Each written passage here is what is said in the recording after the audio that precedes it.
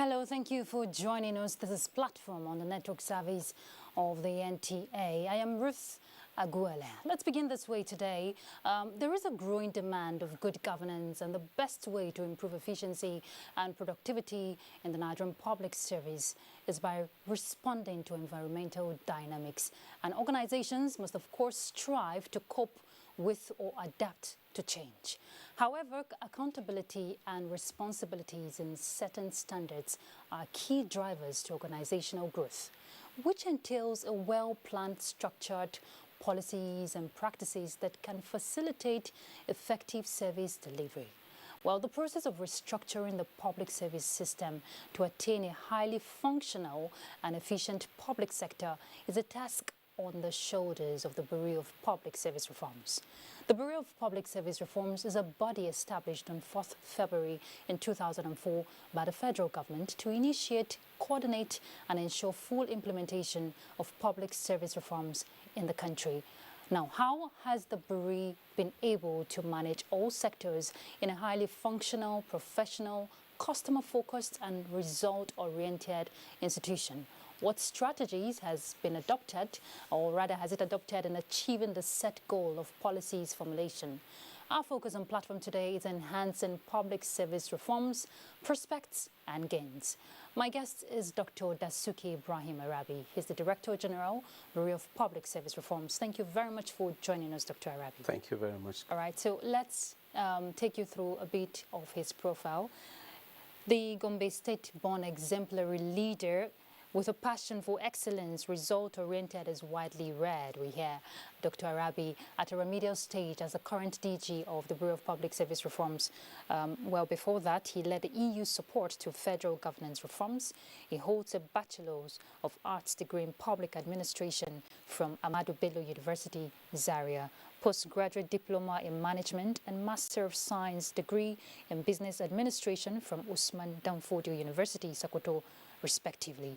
Also an executive education from Harvard Kennedy School.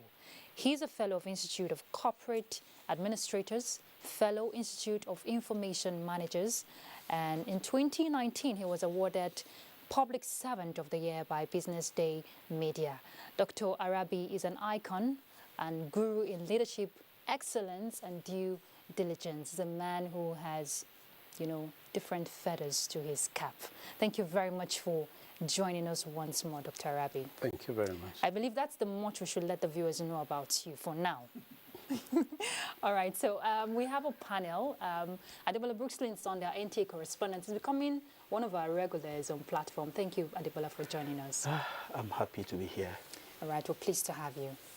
So, Dr. Arabi, we want to look at enhancing public service reforms. We're looking at the prospects, the gains, and from my introduction, there's a whole lot that needs to be in place. Now, someone described public service as a bridge between the government and the governed. Now, if we look at your mandate, which is basically to look at the growth, or rather the reinvention of public services in the country, how would you say Nigeria has fared in that regard? Thank you very much for this wonderful question.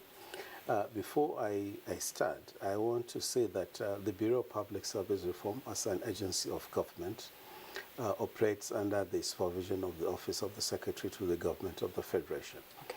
Then we have what we call the Steering Committee on Reforms, that is chaired by the SGF and assisted by the Head of Civil Service of the Federation. Then we have permanent secretaries, director generals of key agencies of government that cut across the legislature, executive, and the judiciary. That means we have a concoction of all tiers of government working together to improve the quality of public service that we deliver to citizens of this country. As an agency, we have developed what we call the National Strategy on Public Service Reforms.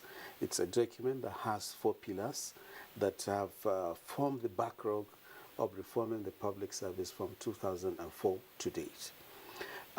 The National Strategy on Public Service Reform says BPSR can initiate its own reforms, but at the same time we have this responsibility to coordinate other reforms, match them together, speak to the aspirations of government and citizens of the country. When we look at the Nigerian public service, 25 years ago to this time, based on your question, I think we have done well. We have greatly improved. We have what we call pockets of success within the Nigerian public service.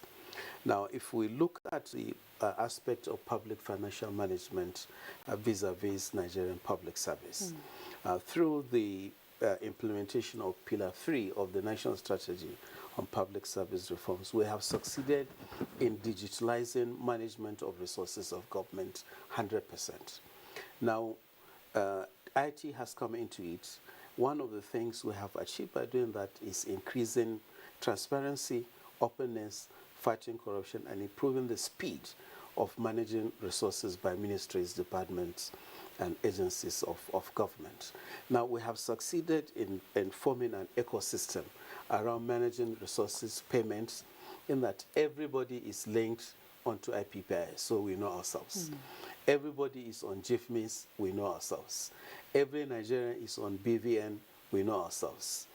Every government agency must be on TSA, and government can sit down at any point in time, pick a button, knock on it, and we see how much has come into the coffers of government and how much are we spending. We have gone further to digitalize audit functions, that auditors can audit accounts of ministries, departments, and agencies of government online without going to them. Now, I think that is one of the legs that we always celebrate.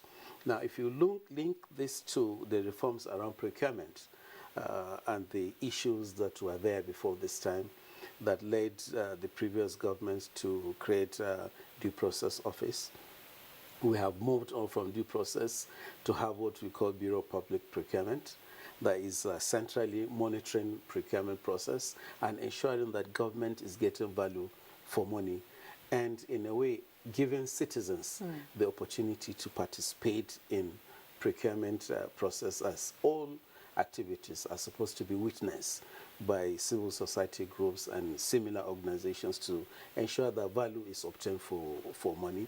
Now, BPP on their own have gone further to digitalize the entire procurement process, and we hope that by the end of this year, when that thing is complete, you can bid, you can do quite a number of procurement issues without necessarily driving to any government office.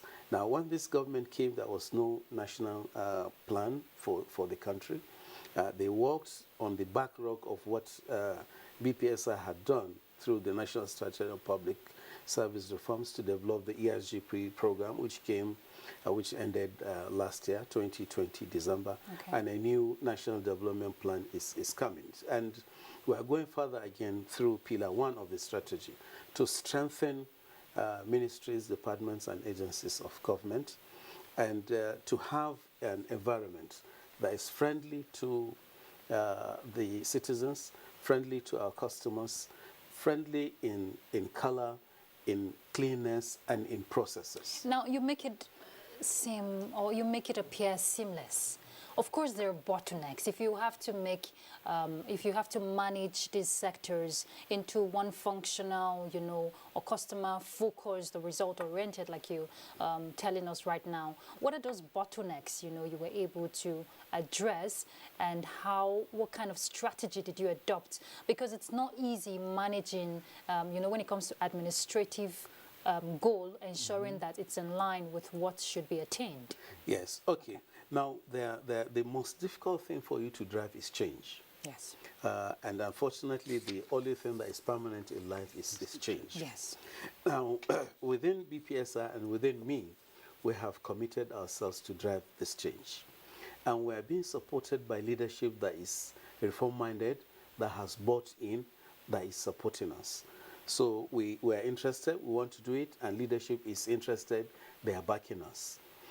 This is where usually problems occur. Now, if the owner of the house is interested and is saying, please go ahead and renovate my house, that means an operating field, free space, have been given for us to reform. And the the Steering Committee on Reforms has membership that cuts across the entire public service. And the essence of doing that is to give them space to understand what we are doing and to contribute directly or indirectly in putting out the agenda for reforms and change. It has been very difficult getting people to understand and buy into the reform initiatives, but we have been having disruptions in the system and in the world that are forcing us to reform and to change. From inception of the National Strategy on Public Service Reforms, we had one of our goals to digitalize government process and the way we deliver service. Okay. And the response was a little bit slow when we started. But COVID-19 has come to tell us that, no, you can't be slow. You have to move quick and fast. And whether we like it or we don't like, we must change. We follow the trend or we fall by the side. Sure. As an agency leading this, I will not be part of that team that will fail.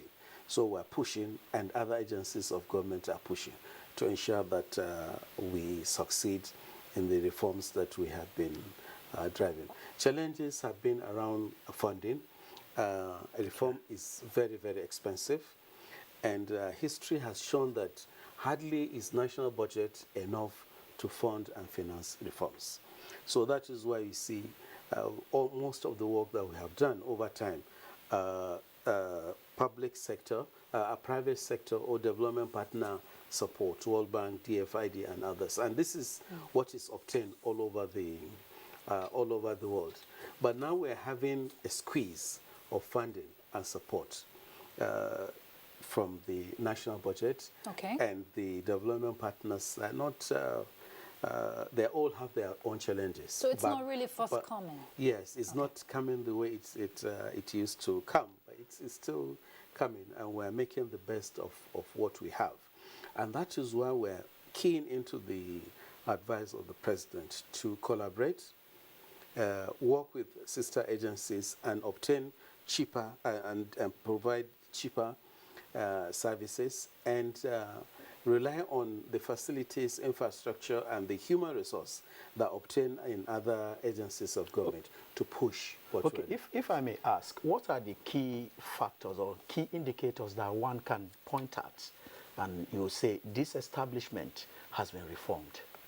Well, the first thing that you need to do is to look at our M&E program and see the results that we publish after every 3 years. We're in the process of producing the latest report. In the next 2-3 weeks, we'll be concluding that. That is one of the key things that you need to check.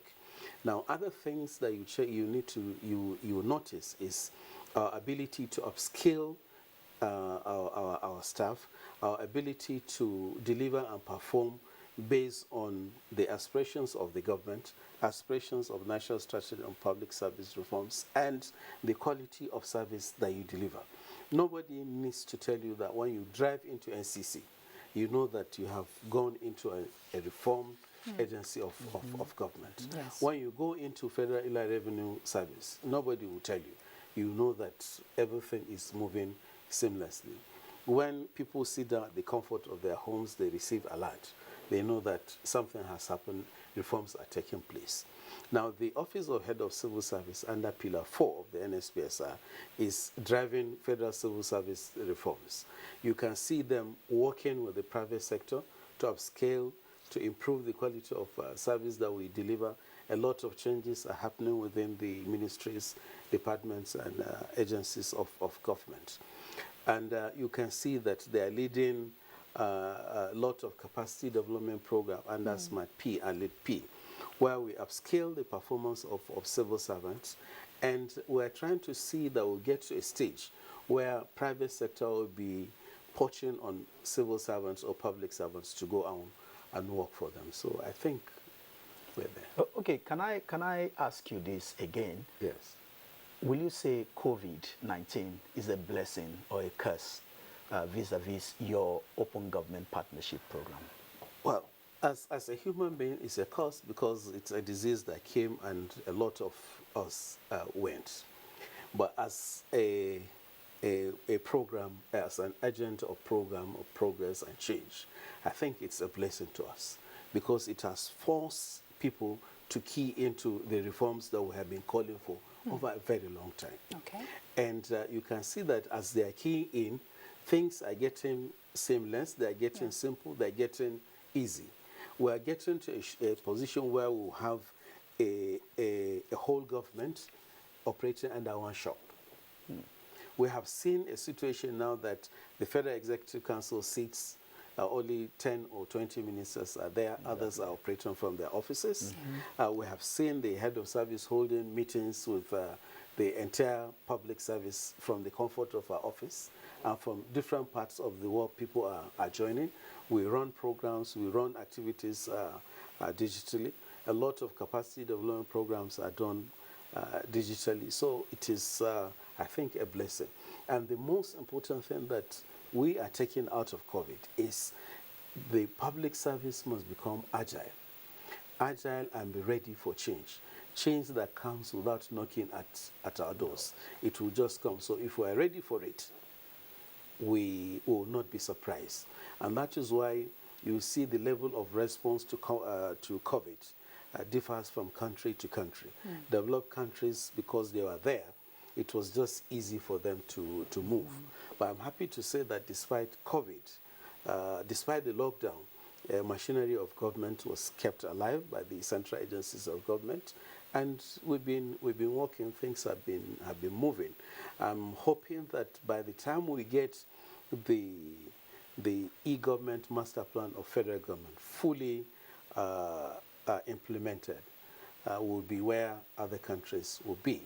Okay. Our hope and prayer and aspiration is Nigerian public service should be among the first 20 in the world by the year 2025. How soon? By the year 2025, we have so far seen quite a number of agencies of government that have reached that point, that have become points of excellence and success. Now, okay, go ahead. Yes, and that is why there is no month that will pass that you don't see people coming from other African countries, other countries outside Africa, to come and understudy how Nigeria is leading its reforms. We've seen quite a number coming to see how is Nigeria managing TSA, how did we introduce TSA, how are we doing GIFMIS, how is the revenue management agency, Ila Revenue Service, working, how did they transform. So we have these pockets of success, and out of our work, we have gone out, we have seen it, that the strategy that Nigeria has been driving since 2004 is just being adopted by other countries. And the only difference you see is change of name. From what you're saying, talking about the new normal that COVID-19 has shown us, I know the Bureau deployed the ICT policy so that technology and infrastructure could be, adapted in various public sectors. From what you're saying, I believe that is really working for a lot of agencies in the country, but we cannot rule out the place of interagency collaboration because it will create opportunities, to share ideas if we're looking at efficiency and productivity. Now, how has the Bureau been able to leverage on that to, create more reforms? Well, we are trying to create an extra ecosystem where ministries, departments, and agencies of government will work, collaborate, and deliver a service or a product to the citizens of this country. And that is why, of recent, you have seen Bureau of Public Service Reforms working with other agencies and ministries to run one or two programs. Especially, let me give you an example where reviewing the National Strategy on Public Service Reforms, we have constituted an IMTT of about 47 people on authority of the SGF. And these are persons nominated from different ministries, departments, and agencies of government. We're even bringing the private sector to come and work with us. We're driving the scorecard program of ranking websites of ministries, departments, and agencies of government. And we have membership that cuts across the entire public service. And we're tapping on the resources that other agencies have to run this program. Example, it's IT based, so we're tapping on the resources of Galaxy, NIDA, Ministry of Communication and Digital Economy within the service to push that.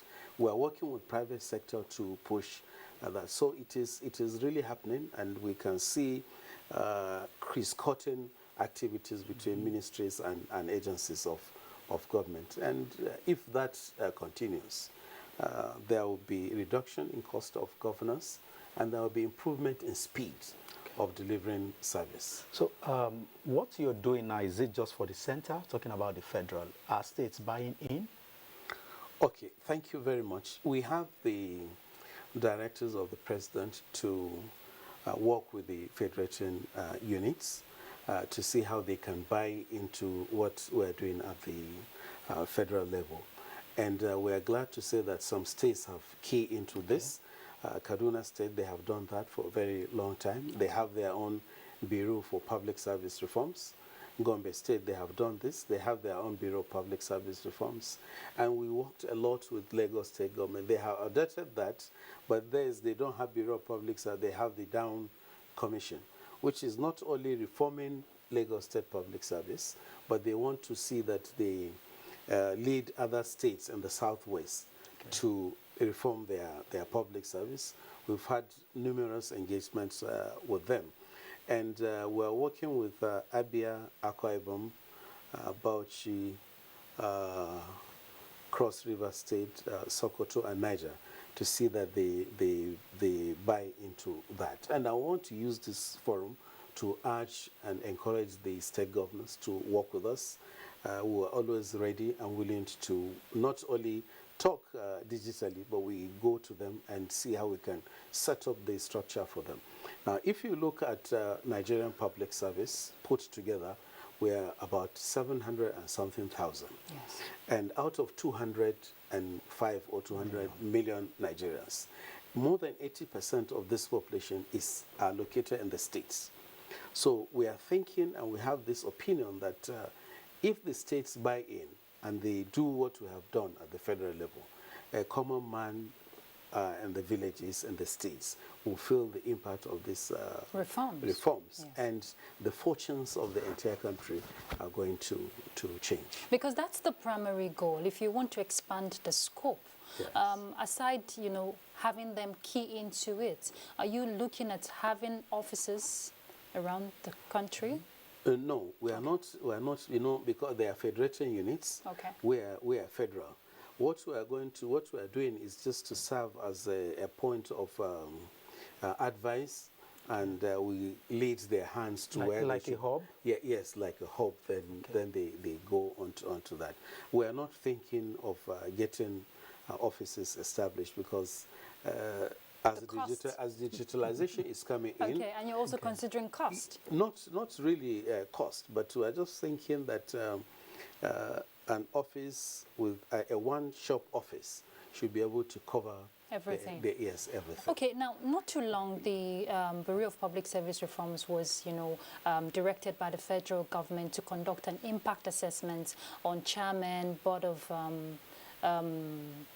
board members, and chief executives, to find out how their level of compliance with extant laws and harmonious relationships among these heads in their various agencies. What are your findings? Well, it is a very interesting adventure.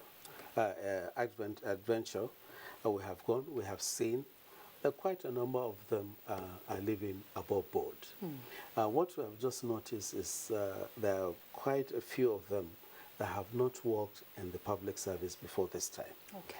And they need orientation and training to understand their red lines, their blue and grey lines, to understand the working of the public service. And that, if it is done, we improve the fortunes of the agencies they're driving. We have seen quite a number of good ones, and we have seen some challenges, but I think they are not too serious if we are able to train virtually all of them. Now, while we are doing the induction program for the board members, ASCON, which is under the Office of Head of, are driving another training program for chief executives of agencies. All these ones are just we're just trying to see how we can upscale them, how we can get them to understand the workings of the public service, and by extension, improve the quality of service the agencies they are working with deliver. Have you been able to sanction any erring chief executive? Well, BPSR doesn't have the powers to sanction. But have you been able to make reference? Yes, whatever work we do, we submit our report to the secretary to the government of the federation, and they've been working around that. The few erring members that have been found, following due process, the office of the SDF have been able to sanction some of them. We saw what happened in NHIS. Not only sanctioned, the whole board was dissolved, and the chief executive was removed from office. And there are other cases like that. Well, if public service must be operational, there must be synergy, between these heads of agencies. What's the synergy like from your findings? Well, it is so far so good and fantastic the way it is.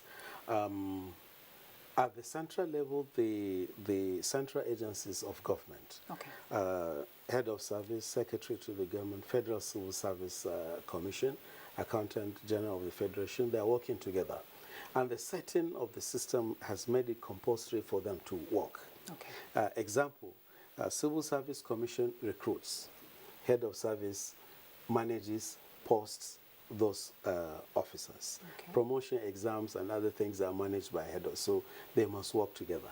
While recruitment comes from commission, head of service is managing, accountant general of the federation is managing the pay portal of IPPI, so they must work together. An auditor general is there auditing everything that is about finance. So I think the synergy is good, but we can do better. We can do better. But with IT, we're going there. Once we get the e-government master plan streamlined in place, we will just be managing 2-3 offices together, seamless. Okay, let me take you back to what you've been doing. You call it lunchtime seminar.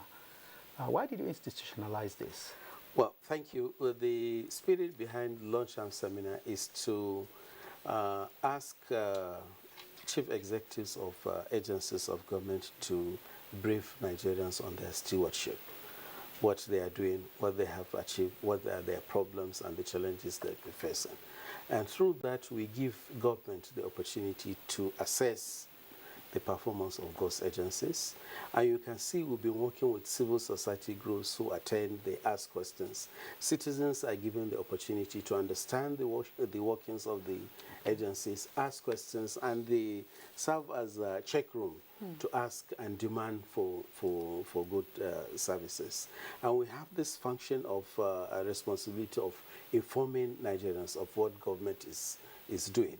So while we have the mandate to initiate reforms, the agencies have the mandate to drive those reforms. So by bringing them together, we are bringing them to come and say, these are the things that we have done over the years, and some of them will say, these are the challenges and the problems that we have. And through that, we have seen that we are bringing agencies, ministries closer. We are bringing the citizens closer to government.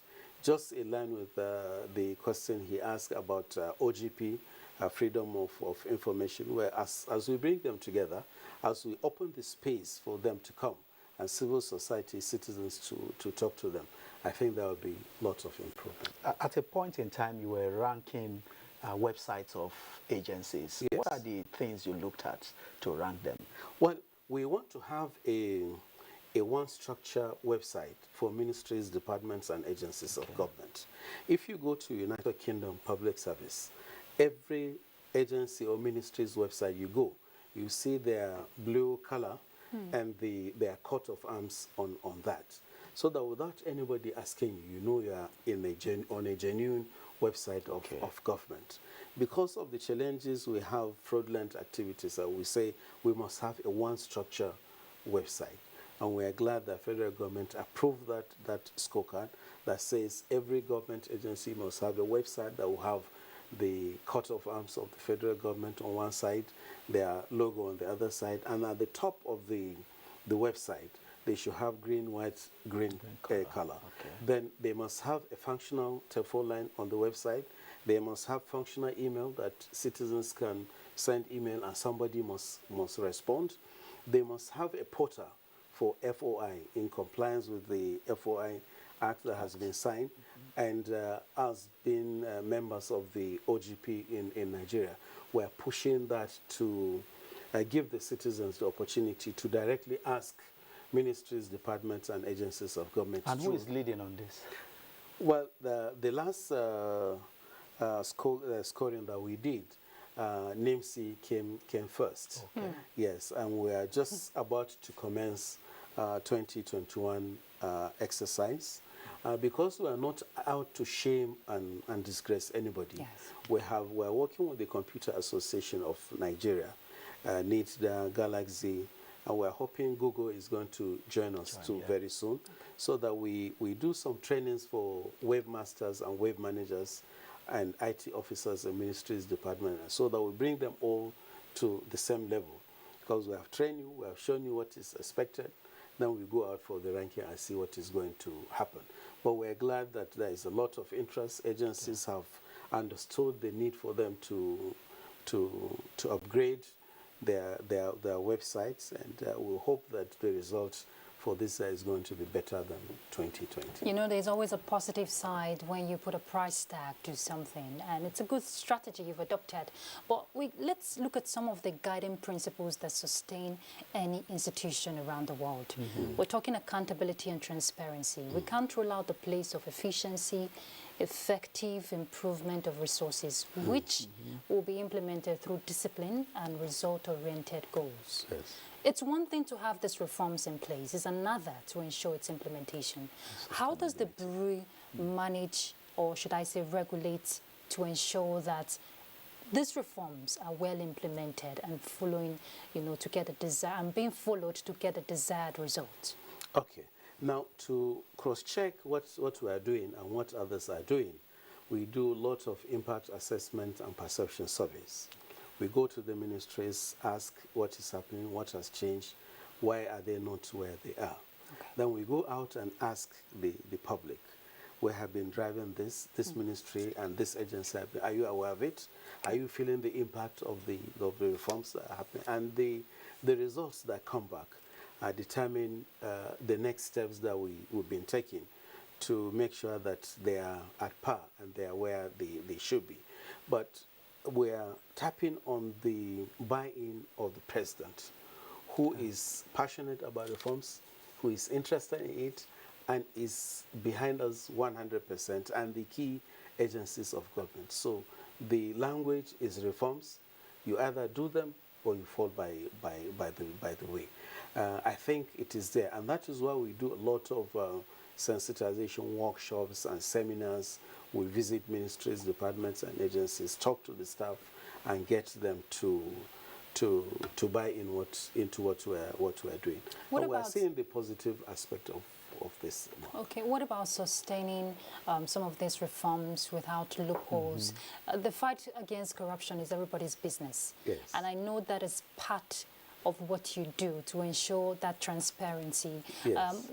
Is there any way the Bureau has been involved, in ensuring that where corruption thrives in any of the public service, it's not, thriving as it should? Yes. Now, when you look at our concentration and attention on public financial management, it's basically to improve transparency and cut corruption by more than 100%. Yes. If you look at the work that has been done around IPPIS, the issue of ghost worker syndrome has been reduced by 99.99%. Drastically. If there is anything, it's very minimal. And by the time we conclude full deployment of the HR and the IPPIS leg, those things will be eliminated. So in that way, corruption has been removed 100%. If you look at the vision to digitalize procurement, once that is done, human influence will be reduced by 99 percent because it's going to be done online. Everybody will be seeing that. The introduction of GIFMIS says you do everything electronically. And as you are doing it, the central agencies, Auditor General, Accountant General, Ministry of Finance, they are watching movements of funds. And the Financial Intelligence Unit is outside looking at movement of funds and resources within the country. So I think a lot has been done, and a lot of things are happening around that. And we are going further again to see that the reform initiatives, either initiated by us or other agencies of government, have been given legal backing, so that it will be difficult for anybody to come and either reject or change them. So in the next 2 months, we have the approval of government to do a roundtable with all the agencies concerned, civil society, and MBA and others, to see how we can come up with recommendations to government, and government will work with the National Assembly to get those laws passed so that they become permanent. And if they are not, if you want to change anything, you have to pass through the procedure, through the National Assembly, to go get those things amended. Reforms, no doubt, is very expensive. What must an establishment do to get the buy-in or keying in of development partners? Well, the area of supports. The development partners are interested in helping us to improve the performance of ministries, departments, and agencies of government, but they want to see evidence of commitment and seriousness by ministries, departments, and agencies of government. What is encouraging them the more is to see that whatever they spend their resources to fund is implemented 100%. That is always encouraging them to do more for us. So we're hoping that based on what government has been doing, more development partners will come and work with us. And that is why in the self-assessment tool that we have developed, which we have the authority of government to deploy in every ministry, department, and agency of government, we have a leg that is encouraging ministries, department, agency of government to develop specific policies that will be targeted at inviting the attention of development partners to come and work with us. We have seen countries where more than 40% of their national budget is supported by development partners. So what we just need to do is to ensure that we make the best use of the support they are giving us, and there is continuity in whatever they have started. And that is why the work BPSI drove under the EU support program. We are pushing that, we have built on that. We have done a lot of work with the World Bank and DFID. We are pushing that, we are building on what they have done, so that when they look back, they will just see that, yes, we started this and it is ongoing. Yes. Now, not too long ago, sometime early this year, the Bureau mentioned its collaboration with the Ministry of Health to ensure basic care fund for older persons in the country and retirees. What's the level of progress in that regard? Now, that happened before the National Senior Citizen Center was commissioned. So are you going to look at a holistic approach this time around to work with the center, because they should also be part of these benefits when we're talking reforms? Now, the center is an output or outcome of reforms. Okay. So we don't have any option than to work with them. And if you look at it, they're relevant because we have quite a number of senior citizens in this country that need support, that need assistance. And we have quite a number of them that we can tap from the resources that they have. They may be old, they may be fragile, but what they have upstairs is still tappable and can still add value to the work that we are doing. So we have started working with the new agency, and we'll continue to work on that. And the platform that we created on citizens engagement that came up with this issue of need to have that agency is still existing, I will continue to work to see what else we. Under the OGP commitment, citizen has or they have very important or prominent place in governance. And they have a role to play in the budget process. That is why if you go to the budget office of the Federation's website, you see that, that space for them to interact. So they have the space to ask government to spend funds in areas that they think the citizens need government support, and they have that space to ask questions on how much was allocated, how much was utilized. And that is why we're doing a lot of advocacy around. Because I was going to ask you about yes, the around advocacy. FOI for citizens to understand and for government workers to understand that under the law we have that responsibility to respond, to provide answers to the questions. What we have seen is a lack of understanding of the law and how we should go about it. So you see some of the questions coming are not really trying to see whether there is value for money, but trying to do something else. So we believe that by the work we are doing, sensitization, getting people to understand, will be there. And the citizens themselves, without what government is doing, they have formed a lot of clusters, associations, and civil society organizations. Yes, they have become a third or fourth force in governance, asking for good service, asking for accountability of produce. Yeah, the setting up of this center is quite commendable. What are you doing to encourage this crop of workers that are still in service, talking about rewards and recognition? Well, thank you very much. The head of service have come with wonderful ideas around reward and recognition to award excellence. And we recently awarded prizes and awards to performing public servants during the Public Service Week for Public Service Day for 2021. But it's been institutionalized by the Office of Head of Service of the Federation. So by the time the revised public service rule is in place, that will be there, and it must be followed. Linked to that, the Office of Head of Service is leading an innovation program where public servants or civil are given the space to come and showcase themselves and produce what they think will add value to service. And rewards are given for these innovations. What about reduction in cost and governance? What has been done in that regard? Not leaving out the place of ensuring efficiency in service delivery, even if you're cutting down cost. But I'm not aware that cost of governance is high. But what I'm seeing is by the time we digitalize our processes, quite a number of expenditure heads will have to go. If you have to send 200 people to ASCOM for training, and now that training can be done digitally. That means they can sit in the comfort of their offices and undergo their training. So that expenditure head will be reduced.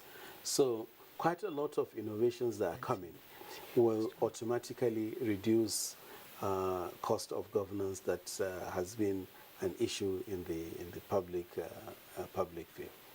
You are in the Nigerian Television Authority right now, and we can talk about reforms, public sector, and not mention the NTA. What is your plan in terms of reforms for NTA? Well, our plan and our projection is for NTA to be turned into something like BBC, where it becomes the center of broadcasting in Nigeria. And all other broadcasting outlets will be linked to NTA. It will become more powerful, it will become stronger. And this will respond to the question that you asked about cost of governance. So if we have a one structure that is accommodating Radio Nigeria, NTA, Voice of Nigeria, all of them coming together, they will share the facilities that they have. And that will reduce cost, and it will be faster and cheaper. Facilities in terms of infrastructure and the human resources that they have, that they can work together. We don't have any option than to reform NTA to make sure that it comes up and operates better than the private stations that we have.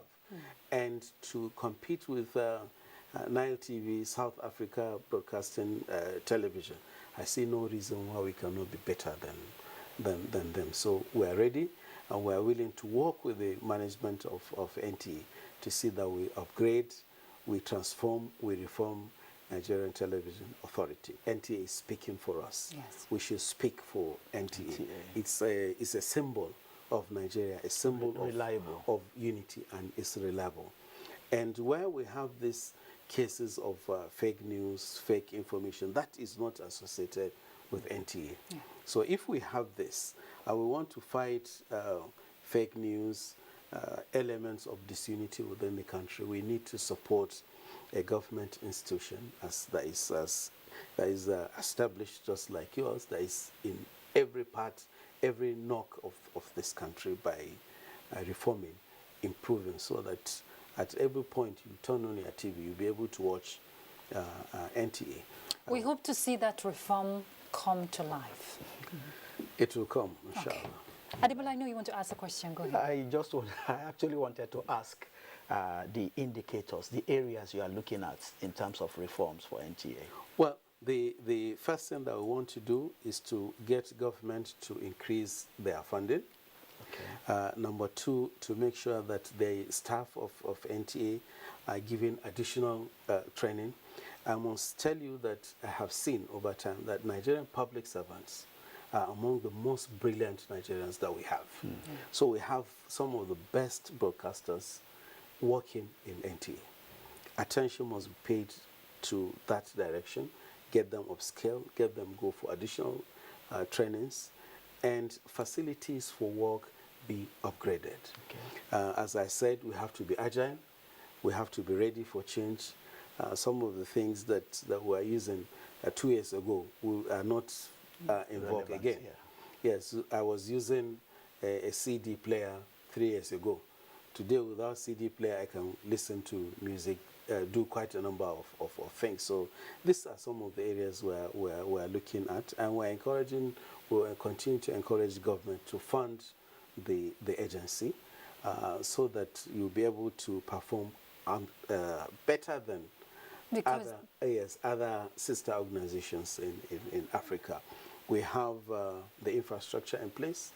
We have everything. Just with little push, we'll be there. It's a good thing you mentioned funding, and from what I gathered from what you said earlier, how some other agencies are thriving so well, it's because, you know, there's a difference. You could see the difference. And some of those agencies you mentioned, like the FIRS and all that, they generate their revenue, you understand? So if agencies can also look inward, I think that's a plus. Yes. Without depending solely on national budget. Now, okay, you want to respond to that? No, okay. Go ahead. Okay, now, what would you say it's required from citizens? It's one thing to have these reforms. You know, citizens have a role to play also. Yes. So what is their role? We have made them part and parcel of all the work that we do. I'm talking about that ordinary man on the street. What is he expected? What do you expect, you know, Nigerians to do to ensure that these reforms are well implemented? We expect them to be more proactive. Okay. We expect them to ask us questions. We expect them to demand for good service at every point of service delivery, because it is their right. They must claim for that. And that is why, as we are working, as we are producing policies and programs of government, civil society are given prominent role. Number one, they bring the message from outside, from their people. Say, these are the things that we want to be captured in the policy. And once they go back, they will tell them, these are the things that we said on your behalf, and government have adopted that, and you can go anywhere and demand for that.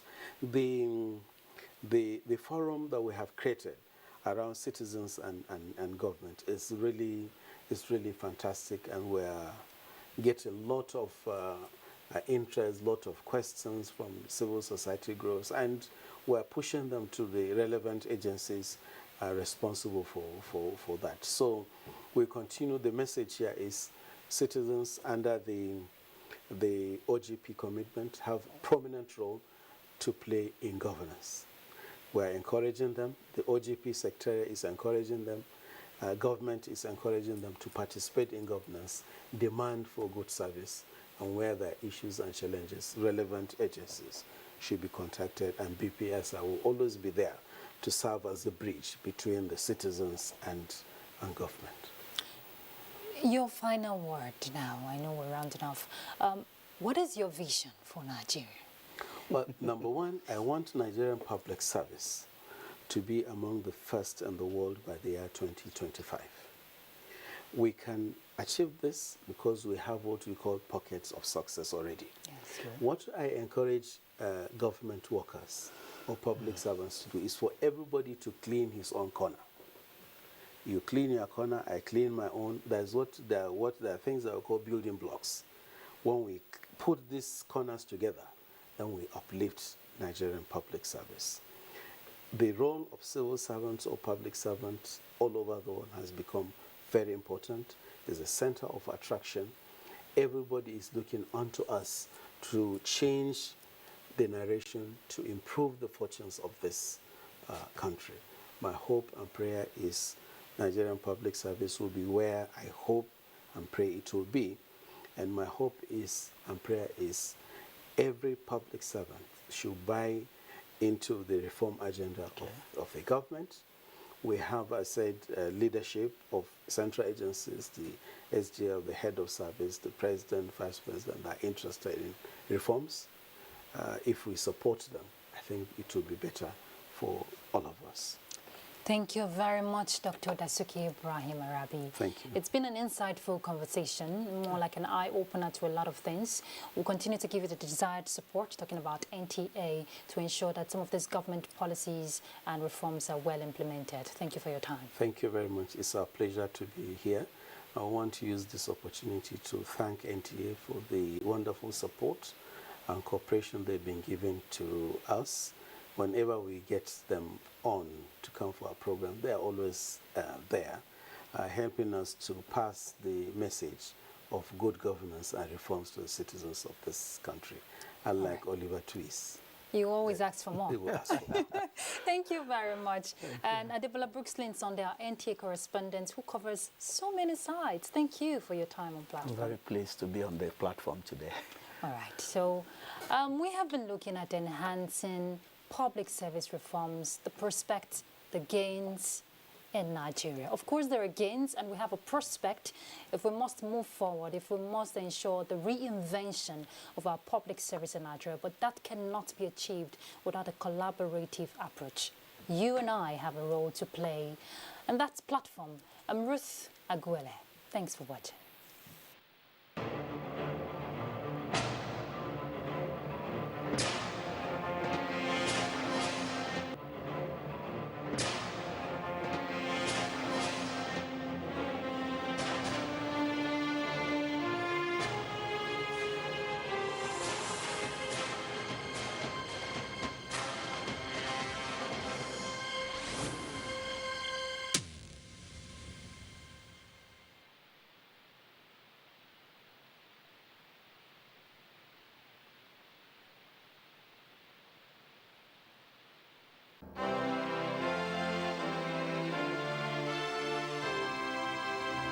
We want to talk about rights, there are obligations.